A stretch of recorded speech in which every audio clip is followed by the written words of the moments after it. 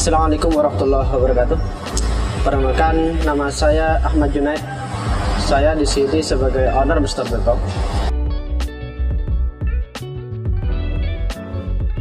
Mr. Teto, banyak mungkin awal orang bertanya-tanya apa sih Mr. Teto itu, ya kan? Karena itu adalah nama baru yang mungkin bagi sebagian orang asing. Bahkan di saat kita sendiri dulu meluncing nama Mr. Teto, tidak sedikit orang yang mencibir, mencemooh gitu. Karena berbeda dari kebanyakan penjual sate gitu kan. Nah, sebenarnya nama Mr. Teto itu sendiri bukan sesuatu yang aneh atau baru. Itu hanya penggabungan dari beberapa kata yang selama ini sudah ada di penjual sate kebanyakan kayak itu. Kalau seperti kebanyakan sate Madura kan itu pakai cak gitu. Cak Dikin, cak Sodik, cak Hasan dan macam-macam. Dan selalu mencantumkan sate ayam Madura asli gitu. Nah, kalau kita meniru atau sama dengan mereka baik dari segi nama maupun dari sisi produk, lalu apa bedanya kita dengan mereka? Sedangkan dalam bisnis itu, kalau kita ingin dikenal orang, kalau kita ingin dicari orang dan membuat orang penasaran, ciptakan sesuatu yang berbeda, gitu kan? Nah, sedangkan untuk menjadikan sesuatu yang berbeda itu, menurut saya pribadi tidak perlu menciptakan dari sesuatu yang benar-benar baru. Cukup kita lihat, kita amati apa sih peluang yang ada dari bisnis yang sudah berjalan selama ini. Nah, kalau sudah dapat bisnis yang terbukti valid, di situ kita sebagai seorang entrepreneur wajib kreatif. Karena istilah ATM ya, amati, tiru, modifikasi, itu yang saya lakukan. Nah, Mr. Teto sendiri itu singkatan dari Madura, Sate, dan Soto. Jadi Mr. itu hanya pelesetan dari Madura. Ya, kalau yang lain itu pakai nama sate ayam Madura, kita nggak pakai Mr. T itu sate, To itu soto. Lah kenapa sate dan soto? Gitu kan? Karena sate dan soto itu adalah ciri khas masakan tradisional Madura yang sudah melegenda mungkin bahkan sebelum kemerdekaan ini ada. Jadi dari zaman dulu sebelum kita merdeka, sate Madura itu sudah ada.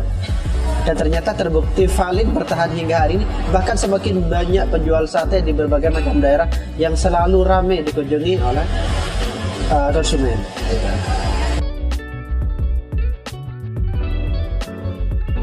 Mendengar kata sate, semua orang itu pasti inginnya sate Madura. Ya enggak? Kenapa? Karena memang sampai saat ini, walaupun belum dikelola dengan profesional, tapi di saat orang mencari sate pasti sate Madura, khususnya sate ayam, bukan sate kambing. Nah, dari situ kita sebagai putra daerah itu merasa tertantang. Kita kalau melihat Jogja dengan gudegnya, gudeg itu walaupun saya sendiri itu bukan penyuka gudeg, tapi masya Allah lihat sendiri di berbagai macam kota itu ada gudeg, gitu. Padang, siapa yang tidak tahu masakan Padang? Ya. Bakso Malang, bakso Solo, dan berbagai macam masakan daerah lainnya. Nah, sate yang besar dikelola secara profesional dan bisa buka cabang itu sampai saat ini belum ada. Gitu kan? Nah, di situ kita mulai berpikir, mulai tertantang kita sebagai putra daerah. Kita punya kualitas tidak tidak kalah baik dengan masakan daerah yang lain. Ya.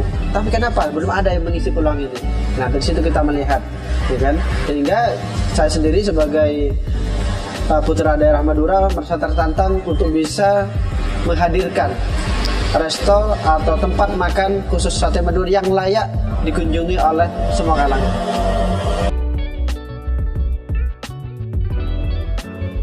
Teto punya tagline jelas beda. Nah, kok bisa jelas beda? Karena dari segi namanya saja, kalau yang lain pakai cak, kita pakai Mister, itu pertama. Yang kedua, sate di Teto itu bukan hanya satu rasa. Kalau seperti jenengan tahu, yang namanya sate Madura dari ujung kulon sampai ujung wetan, rasanya gitu-gitu saja. Nah, di Mr. Teto rasanya bisa gini gitu. Nah, kok bisa? Karena di Teto bukan hanya satu rasa, ada sekitar 7 rasa sate yang membedakan dengan sate-sate yang lain.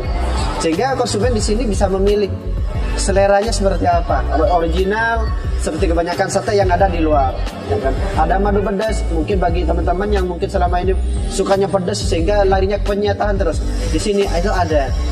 Ada mungkin seperti orang Jogja, Solo yang cenderung manis, di sini juga ada. Yang manis tapi tanpa meninggalkan rasa yang gurih dengan khas rempah-rempah yang kita ciptakan. Ada juga sate kelapa, baik itu yang manis maupun yang pedas juga ada. Kita namakan di sini sate kelapa di madu sama sate kelapa madu pedas. Itu adalah satu varian sate yang tidak kalah melegenda di Jawa Timur, khususnya Madura, karena memang asal muasal sate kelapa juga dari Madura. Itu maka kita hadirkan juga di sini, sehingga ibarat kata orang mau makan di Mr. Teto itu sama saja kita sudah menemukan beberapa makanan tradisional yang benar-benar khas dari Madura, walaupun belum kita hadirkan semua. Insya Allah itu menyusul.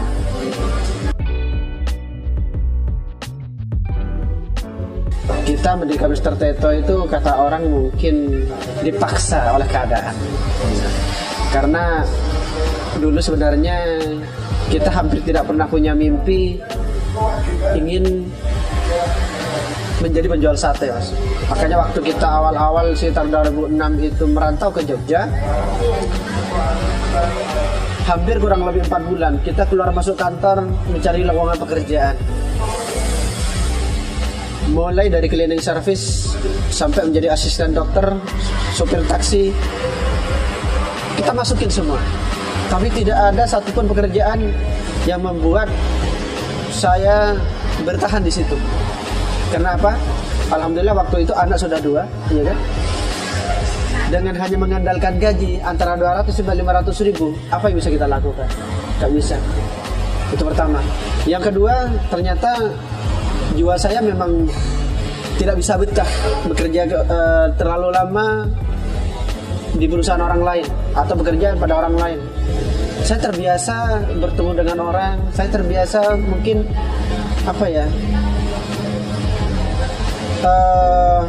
mencari peluang-peluang yang karena memang imajinasi kita selama ini terlalu liar mungkin bagi sebagian orang.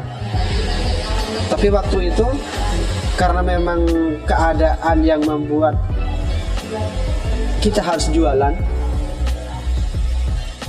dari beberapa pekerjaan sudah tidak betah, sedangkan waktu itu uang hanya tinggal 30 ribu. Kata istri, apa ya yang bisa kita lakukan dengan keadaan sekarang? Mau pulang dengan uang 30 ribu buat ongkos saja nggak cukup, gitu kan? Dengan 30 ribu apa yang bisa kita lakukan? Ternyata alhamdulillah karena kita selama ini dibesarkan dari usaha sate juga, walaupun mungkin punya abah dulu tidak sebesar kita sekarang, masih seperti kebanyakan sate, tapi itu adalah bibit lahirnya Mr. Teto sekarang. Nah, dari pengalaman, kemampuan yang sudah saya miliki selama ini di sate, saya hanya terbesit waktu itu bagaimana abah dulu memulai. Ternyata dari sate bungkusan. Dari situ alhamdulillah uang 30 ribu bisa saya belikan ayam setengah kilo. Dan setengah kilo itulah kita olah menjadi sate yang akhirnya bisa menjadi 30 bungkus yang rencana mau saya jual 1.500. Ternyata mau saya jual 1.500 pun waktu itu hampir 1 jam hanya laku 5 bungkus. Dengan rasa putus asa waktu itu akhirnya kita jual 1.000. Ternyata setelah kita jual 1.000, subhanallah 5 menit habis. Nah dari situ semangat kita yang tadinya udah kendor karena hampir 1 jam baru laku 5, itu bisa naik lagi gitu. Nah singkat cerita dalam sebulan rata-rata 300 bungkus. Setelah itu 1,5 bulan berikutnya kita bisa bikin gerobak. Kalau tadinya kita hanya jualan di pasar sate bungkusan, sorenya kita bisa keliling. Nah, itu singkat cerita dalam 6 bulan kita bisa punya 6 gerobak. Karena saya tipe orang yang tidak bisa diam kalau punya modal. Nah itu. Dan alhamdulillah tahun 2012 kemarin Allah kasih kesempatan kita bisa membuka outlet Mr. Teto, walaupun waktu itu sebenarnya masih seperti kaki 5. Tapi masih kita branding seperti udah pakai logo, udah pakai nama Mister kayak gitu, udah nggak seperti yang lain. Bahkan dari dulu dorong gerobak pun kita sudah nggak pakai nama sate ayam Madura asli, kayak udah nggak begitu juga. Intinya kita udah menciptakan sesuatu yang beda. sementara baru 3. Nah, ada di Jalan Kemenjawi, ada di Jalan Perintis, sama di Jalan Damai. Dan yang ini yang pertama kali bikin? Ya, ini adalah hotel yang pertama yang kita bangun. Walaupun pertama kita bangun, mungkin ini sudah 3 kali lipatnya besarnya. Jadi waktu itu ada orang makan 10 aja sudah penuh sebenarnya. Nah, kalau bicara omset ini kita tidak pasti, Mas. Karena yang namanya pasar, apalagi dengan daya beli masyarakat yang mungkin kata orang hari ini belum begitu baik, ya kan, itu fluktuatif. Tapi kalau diambil rata-rata antara, kalau hotelnya itu sekitar 5 sampai 8. Nah, itu kalau delivery itu omset terbaik kita hampir 30 juta sehari. Terlalunya.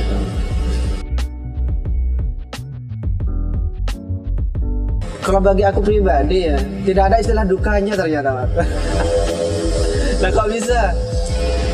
Kita sebagai seorang entrepreneur, sebagai seorang pengusaha, jangan sekali-kali mengenal istilah dukanya dalam berusaha.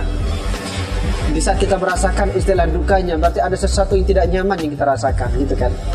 Adapun permasalahan yang terjadi dalam usaha atau dalam perjalanan kita mengembangkan usaha, itu adalah tantangan, dan tidak seharusnya tantangan itu kita sikapi sebagai duka atau sesuatu yang tidak enak, tapi sebaliknya kita jadikan itu adalah motivasi yang membuat kita harus lebih kreatif, kan gitu, lebih kreatif untuk bisa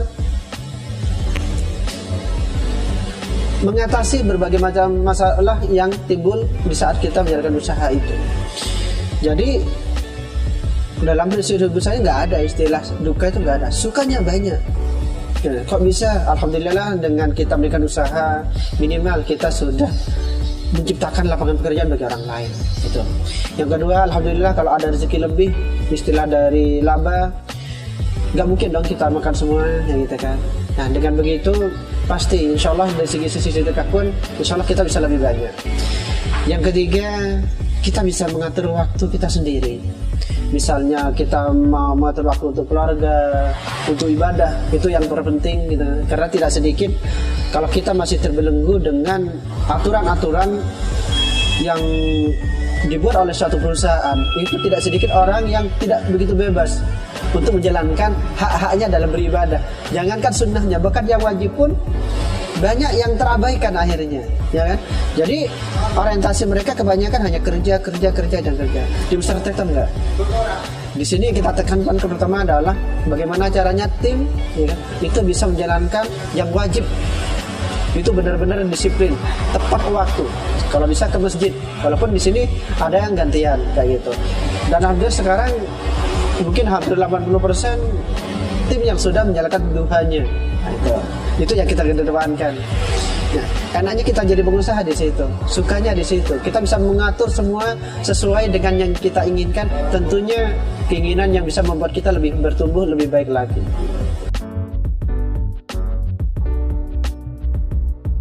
Kurang lebih mungkin hampir 70-an ya sekarang. Ya.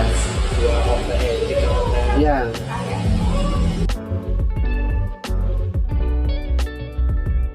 Di saat keadaan turunnya, saya tipikal orang yang tidak pernah memusingkan itu mau turun atau naik. Ya. Yang saya tahu hanya satu, kita harus tetap istiqomah, ya. Istiqomah dalam beribadah, istiqomah dalam belajar, istiqomah dalam memberikan pelayanan yang terbaik untuk konsumen kita. Naik turun dalam bisnis itu biasa, ya.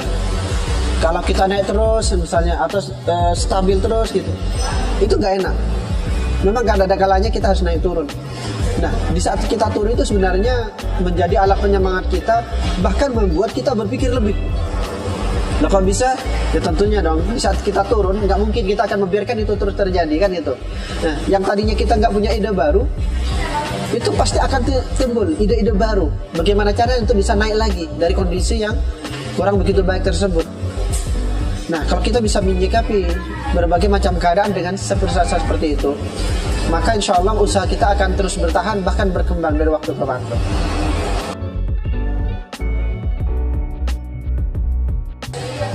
Pertama, jangan lama-lama untuk segera mengeksekusi setiap ide yang ada di kepala kita. Karena apa? Saya yakin setiap orang itu Allah kasih kemampuan berpikir, ya kan, bertindak yang sama luar biasa. Cuma kebanyakan yang sukses dengan yang tidak itu hanya satu sebenarnya. Yang satu membiarkan ide-idenya tetap di kepala, yang satu mengeksekusi setiap ide yang ada di kepala. Nah, setelah kita mengeksekusi, fokus di situ. Dengan kita fokus, berbenah, ya kan, setiap apapun yang terjadi di situ, maka ide yang tadinya hanya sekedar ide benar-benar akan menjadi kenyataan yang besar. Mudah-mudahan jenengan maupun siapapun nanti yang melihat video ini bisa sedikit tercerahkan, dan mohon doanya juga kita dari waktu ke waktu bisa lebih baik lagi, bisa berkembang lagi, dan bisa bermanfaat jauh lebih besar lagi. Terima kasih. Assalamualaikum warahmatullahi wabarakatuh.